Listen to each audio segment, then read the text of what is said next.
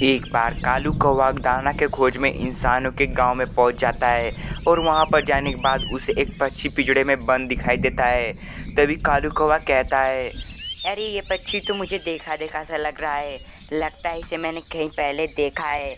मुझे इसके पास चलकर देखना चाहिए। मैंने इससे पहले इस पक्षी को कहीं पर देखा है। और कालू कौवा उसके पास उतर जाता है और उससे जाके पूछता है, तो इस पिंजड़े में क्यों कैद हो? तभी वह छोटी सी पक्षी कहती है, मैं तो कैद नहीं हूँ, मुझे यहाँ पर खाने के लिए दाना भी मिलता है और पीने के लिए पानी भी मिलता है और मैं यहीं पर रहती हूँ। क्या खाने के लिए दाना और पीने के लिए पानी पूरी ज़िंदगी होती है? लगता है तुम इस पिंजड़े में बहुत पहले से ही कैद हो। लगता है अभी तुमने बाहर की दुनिया देखी नहीं है, आखिर बाहर की दुनिया कैसी होती है, इसलिए तुम ऐसी ऐसी बातें कर रही हो। अभी तुम्हें पता नहीं है बाहर की दुनिया कैसी होती है। वैसे तुम इस पिंजड़े में कब से हो? मुझे नहीं पता मैं इस पिंजड़े में कब से हूँ। लगता है मैं बहुत पहले से इस पिंजड़े में बंद हूँ। अच्छा ठीक है, अब मैं यहाँ से चलता हूँ। तुम अपना ध्यान रखना। अब मुझे यहाँ से चलना होगा क्योंकि सामने की तरफ एक इंसान भी आ रहा है और वह मुझे देख लेगा। इससे पहले मुझे यहाँ से निकलना होगा। अच्छा ठीक है छोटे पक्षी, तुम अपना ध्यान रखना। अब मैं यहाँ से जाता हूँ, नहीं तो वह आदमी मुझे देख लेगा। और ये कहने के बाद वह कौवा वहाँ से उड़ते हुए अपने घर की तरफ चला जाता है। लेकिन वह अपने घर नहीं जाता है, वह सीधे टूनी के घर पहुँचता है।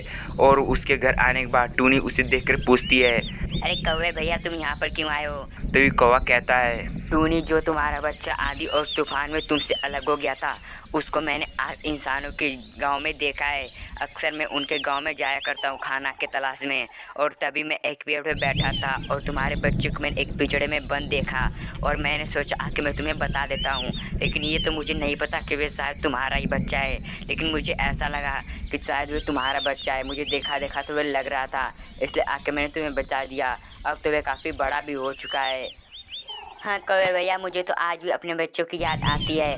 उस आंधी तूफान में मेरा बच्चा मुझसे अलग हो गया था। मुझे आज भी लगता है कि मेरा बच्चा खेलने गया है और शाम के बाद वापस घर लौट आएगा, लेकिन ऐसा नहीं है। अच्छा ठीक है, मैं चलता हूँ। और ये कहने के बाद वह कौवा वहाँ से उड़ते हुए चला जाता है। और टूनी को रात भर नींद नहीं आती है और वह अपने बच्चे के बारे में रात भर सोचती रहती है। और उसके बाद कुछ समय बीतने के बाद वह दिन भी हो जाती है और कुछ समय बाद फिर से कौवा उसके पास आता है और कौवा कहता है, अरे टूनी बहन, चलो अपने बच्चे को देखने के लिए, क्योंकि अब सुबह हो चुकी है, अब टाइम आ चुका है वहाँ पर चलने के लिए। मैं तुम्हें वहीं पर लेके जाऊँगा जहाँ पर मैंने उस छोटे से पक्षी को देखा था और उसे एक इंसान ने कैद किया था उस पिंजड़े में। अब चलो हम लोग वहाँ पर चलते हैं और शायद वह तुम्हारा बच्चा होगा, तो ये काफ़ी अच्छी बात होगी। और ये कहने के बाद वह चिड़िया और कौवा वहाँ से उड़ते हुए चले जाते हैं। और कुछ समय बाद वह कौवा और टूनी चिड़िया उस पेड़ पे बैठ जाते हैं और उस बच्चे को देखते हैं। तभी वह कौवा कहता है, टूनी बैग देखो, वही वह बच्चा है जो ज़मीन पर उस पिंजड़े में बंद है। मैं उसी की बात कर रहा हूँ। मुझे ऐसा लग रहा था वह तुम्हारा ही बच्चा है। चलो हम उससे पास जाकर देखते हैं, शायद वो तुम्हारा ही बच्चा हो। हाँ कौवे भैया, तुम ठीक कह रहे हो। चलो हम उसके पास जाकर देखते हैं और मुझे वहाँ से जल्दी उस बच्चे को छुड़ाना होगा, नहीं तो वहाँ पर इंसान भी आ जाएगा।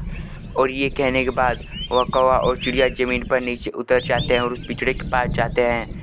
और उसे देखकर टूनी चिड़िया पहचान जाती है, यह मेरा ही बच्चा है। और टूनी चिड़िया काफ़ी खुश हो जाती है और वह समझ जाती है तो मेरा ही बच्चा है। लेकिन उस छोटे से बच्चे को याद नहीं होता है।